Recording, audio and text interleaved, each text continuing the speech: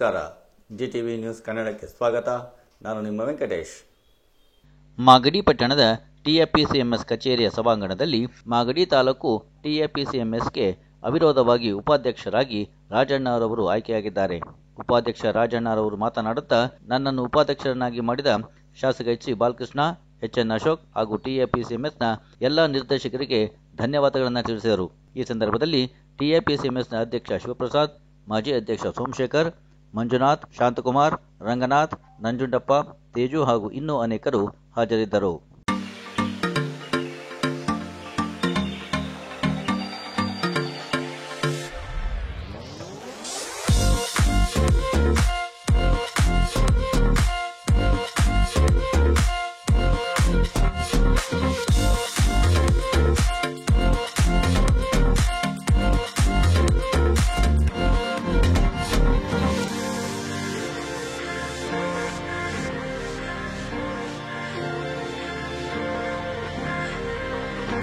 ಈ ದಿವಸ TAPCMSಗೆ ನೂತನವಾಗಿ ಆಯ್ಕೆಯಾಗಿರ್ತಕ್ಕಂಥ ರಾಜಣ್ಣವ್ರಿಗೆ ಅಭಿನಂದನೆಗಳನ್ನು ಸಲ್ಲಿಸ್ತಾ, ಈ ದಿವಸ ನಮ್ಮ ನಾಯಕರಾದ ಬಾಲಣ್ಣವರು ಮತ್ತು ಅಶೋಕಣ್ಣವರು ಹಾಗೆ ಎಲ್ಲ ನಿರ್ದೇಶಕರ ಒಮ್ಮತದ ಮೇರೆಗೆ ವಿರೋಧವಾಗಿ ರಾಜಣ್ಣವರು ಈ ದಿವಸ ಉಪಾಧ್ಯಕ್ಷ ಆಯ್ಕೆಯಾಗಿದ್ದಾರೆ. ಅವರು ಮುಂದಿನ ದಿನಗಳಲ್ಲಿ TAPCMS ಅನೇಕ ರೈತರಿಗೂ ಅನೇಕ ಯೋಜನೆಗಳನ್ನು ಹಾಕ್ಕೊಂಡಿದೆ. ಅದಕ್ಕೆಲ್ಲರೂ ಕೂಡ ಪ್ರಾಮಾಣಿಕವಾಗಿ ದುಡಿತಕ್ಕಂಥ ಕೆಲಸವನ್ನು ಮಾಡ್ತಾ ಇದ್ದೀವಿ. ಮುಂದೆನೂ ಕೂಡ ರಾಜಣ್ಣವರು ಉಪಾಧ್ಯಕ್ಷರಾಗಿ ಇವತ್ತು ಅಧಿಕಾರ ಸ್ವೀಕಾರ ಮಾಡಿದ್ದಾರೆ. ಅವರು ಕೂಡ ಎಲ್ಲರೂ ನಮ್ಮ ಅಧ್ಯಕ್ಷರ ಜೊತೆಯಾಗಿ ನಿರ್ದೇಶಕರ ಜೊತೆಯಾಗಿ ಕೆಲಸವನ್ನು ಉತ್ತಮವಾದ ಕೆಲಸವನ್ನು ಸಹಕಾರ ಕೊಟ್ಟು ಮಾಡಲಿ ಅಂತ ಈ ಸಂದರ್ಭದಲ್ಲಿ ಆಶಿಸ್ತೀನಿ. ರಾಜಣ್ಣ ನಮಸ್ತೆ.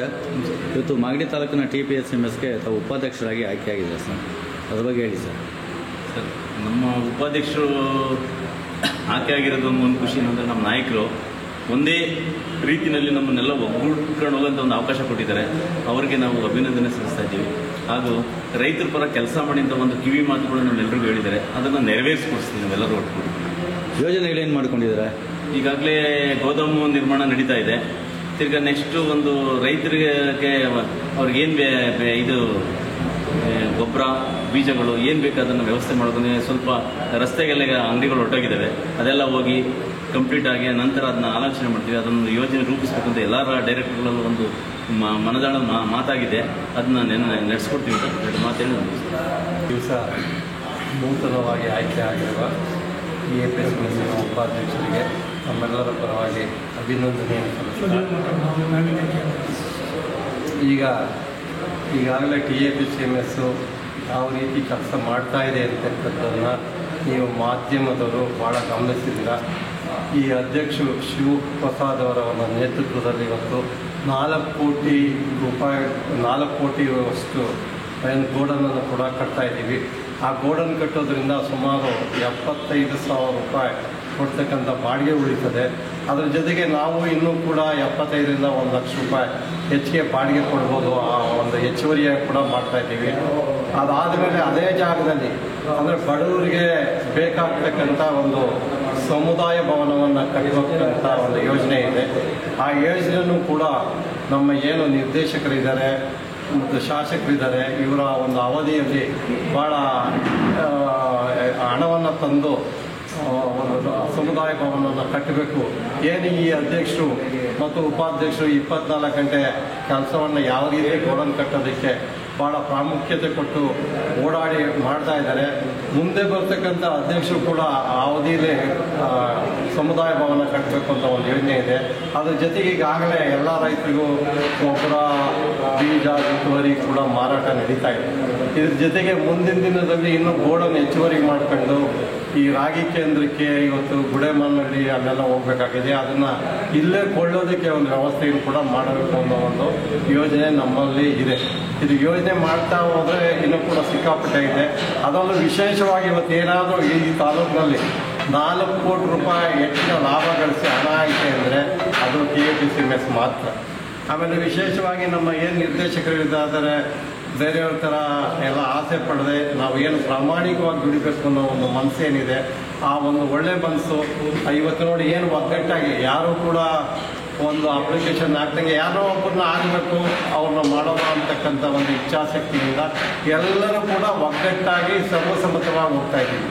ಆ ಸರ್ವಸಮ್ಮತವಾಗಿ ಹೋಗೋದ್ರಿಂದಲೇ ಕೂಡ ನಾವು ಇವತ್ತು ಒಳ್ಳೆ ಕೆಲಸ ಮಾಡೋದಕ್ಕೆ ಒಂದು ಚಾನ್ಸ್ ಇದೆ. ಈ ಬೇರೆ ಸಂಸ್ಥೆಗಳಿಗೂ ನಮ್ಮನ್ನು ನೋಡ್ಕೊಂಡ್ರೆ ಒಳ್ಳೊಳ್ಳೆ ಕೆಲಸ, ಪ್ರಾಮಾಣಿಕವಾದ ಕೆಲಸ ನಡೆಯೋದು TIPCMS ಅಲ್ಲಿ.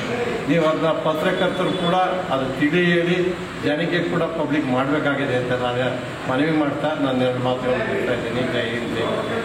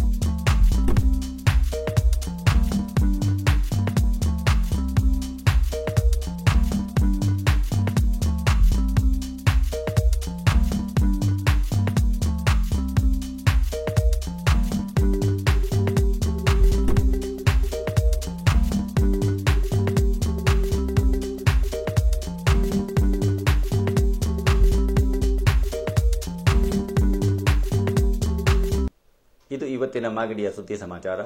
ನಿರಂತರ ಸುದ್ದಿ ಸಮಾಚಾರಕ್ಕೆ ವೀಕ್ಷಿಸಿ ನಿಮ್ಮ GTV ನ್ಯೂಸ್ ಕನ್ನಡವನ್ನು. ವಂದನೆಗಳು.